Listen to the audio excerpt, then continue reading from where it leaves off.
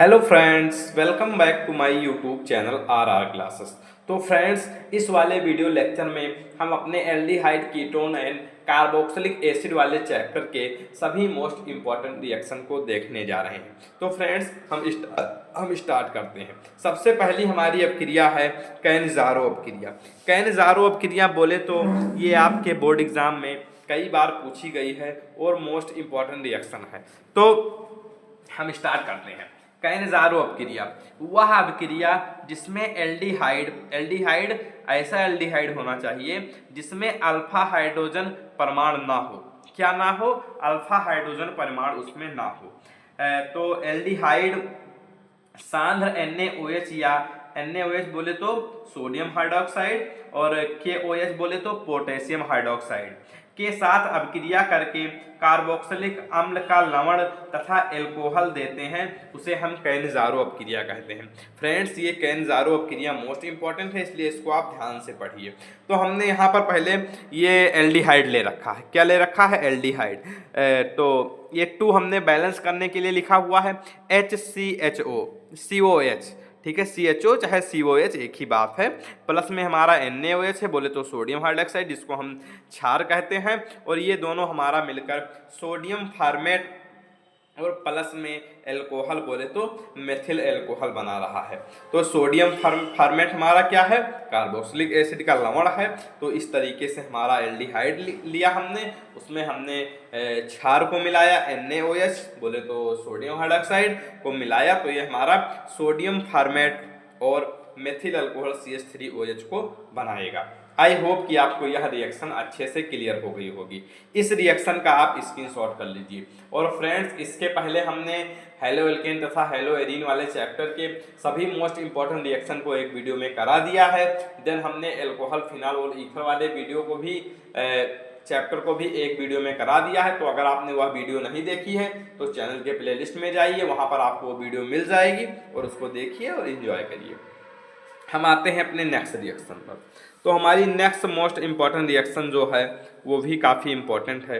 क्या है? Cement अपक्रिया। Cement अपक्रिया भी काफ़ी इम्पॉर्टेंट है और कई बार आपके बोर्ड एग्जाम में पूछी गई है। तो हम स्टार्ट करते हैं। सिमिट अपक्रिया क्या है कि जब कार्बोक्सिलिक अम्ल, क्या, जब हम कार्बोक्सिलिक अम्ल बोले तो COOH, जब कार्बोक्सिलिक अम्ल को सांद्र सल्फ्यूरिक एसिड बोले तो H2SO4, सांद्र सल्फ्यूरिक अम्ल की उपस्थिति में हाइड्रोजोइक अम्ल के साथ गर्म करते हैं तो प्राथमिक एमीन बनता है। इस अभिक्रिया को सिमिट अपक्रिया कहते हैं। भाई साहब, ये अभिक्रिया भी मोस्ट इंपॉर्टेंट है, इसको ध्यान से आप देखिए कि जब हम कार्बोक्सिलिक अम्ल को H2SO4 की उपस्थिति में, H2SO4 बोले तो सांद्र सल्फ्यूरिक एसिड की उपस्थिति में हाइड्रोजोइक अम्ल के साथ गर्म करते हैं तो प्राथमिक एमीन बनता है। इस अभिक्रिया को सिमिट अभिक्रिया कहते हैं। तो क्या है? सबसे पहले हमने एस्टिक अम्ल ले रखा है। एस्टिक अम्ल बोले तो कार्बोक्सिलिक एसिड का अम्ल ले रखा है, CH3COOH ले रखा है। प्लस में हमने क्या लिया है? हाइड्रोजोइक एसिड NH3H को हमने किसके उपस्थिति में करानी है क्रिया? तो सांद्र H2SO4 की उपस्थिति में। क्या बना हमारा? प्राथमिक अमीन CH3NH2 और प्लस में हमारा CO2, और प्लस में यहाँ पर हम प्लस लगाना भूल गए, यहाँ पर ये प्लस रहेगा, प्लस में N2 बोले तो नाइट्रोजन गैस। आई होप कि आपको यह अपक्रिया भी अच्छे से क्लियर हो गई होगी। आप इस वाले अपक्रिया का भी स्क्रीनशॉट कर लीजिए। आई होप कि आप अभी तक इसका स्क्रीनशॉट कर चुके होंगे। अब हम अपने आते हैं नेक्स्ट रिएक्शन पर। नेक्स्ट रिएक्शन जो है हमारी, वो भी मोस्ट इंपॉर्टेंट है, एल्डोल संघनन। आप अपने बोर्ड एग्जाम मतलब जो प्रीवियस ईयर का कई सारा पेपर उठाकर देख लीजिए, और ये जो 5 रिएक्शन आज हम करा रहे हैं उसमें में से ये रिएक्शन कई सारे सेट्स में आपको दिखाई पड़ेंगी। जैसा कि आप लोग जानते हैं कि जो हमारा यूपी बोर्ड एग्जाम का पेपर होता है उसमें एक साल में 7 सेट बनते हैं, और अगर आप सभी सेट को देखेंगे, गूगल पर सब मिल जाएगा, सभी सेट को उठाएंगे तो कम से कम सभी सेटों में ये अभिक्रिया देखने को मिलेंगी। तो हम स्टार्ट करते हैं। एल्डोल संघनन मोस्ट इंपॉर्टेंट है कि ऐसे एल्डिहाइड तथा कीटोन जिसमें अल्फा हाइड्रोजन परमाणु उपस्थित होता है, वहां पर ऊपर हमने क्या बताया था कैनजारो में कि उपस्थित ना हो, और यहाँ पर उपस्थित होता है, तनु क्षार एवं तनु अम्ल की उपस्थिति में संघनित होकर एल्डोल बनाते हैं। क्या? हमारे एल्डिहाइड तथा कीटोन तनु क्षार और तनु अम्ल की उपस्थिति में संघनित होकर एल्डोल बनाते हैं। उसे हम एल्डोल संघनन कहते हैं। यानी ऐसी अभिक्रिया जिसमें एल्डिहाइड तथा कीटोन और जिसमें हमारा अल्फा हाइड्रोजन भी उपस्थित हो, ये आपस में संघनित हो जाए किसके उपस्थिति में?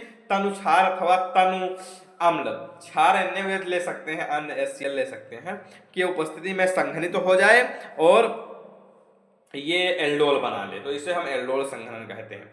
हमने एल्डिहाइड ले रखा है CH3CHO, फिर CH3CHO, 2 अणु ले रखे हैं मतलब इसके एल्डिहाइड के।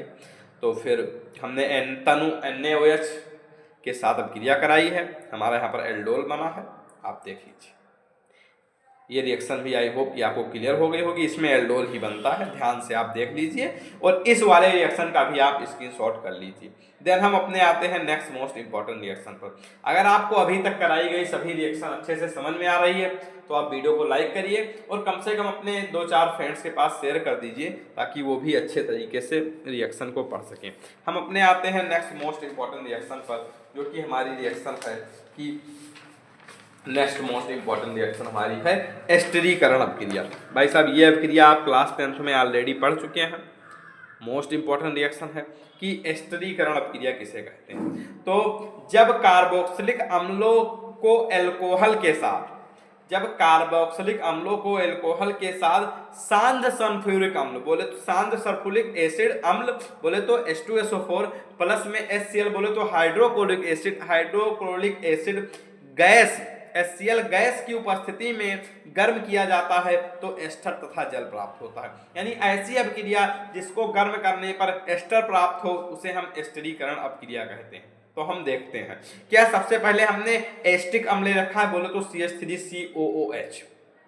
इसके पिछले वाले रिएक्शन भी हमने एस्टिक अम्ल लिया था, तो CH3COOH ले रखा है, प्लस में हमने यहाँ पर क्या ले रखा है?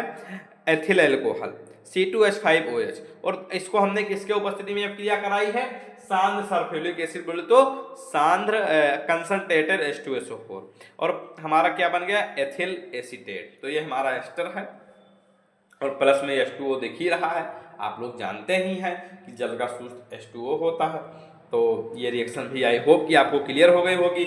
मैं इसीलिए रिएक्शन को बहुत अच्छे से बहुत सिंपल शब्दों में लिखकर लेकर आता हूं ताकि आपको एक बार में समझ में आ जाए।